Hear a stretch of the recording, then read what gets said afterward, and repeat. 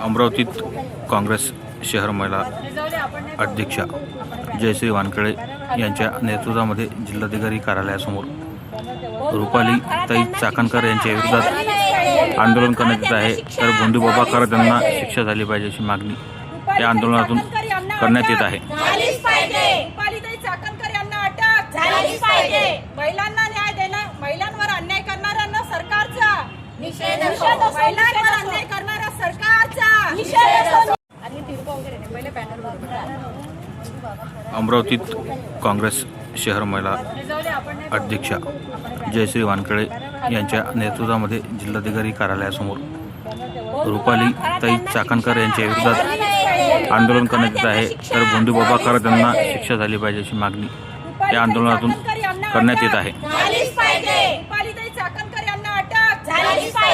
महिलांना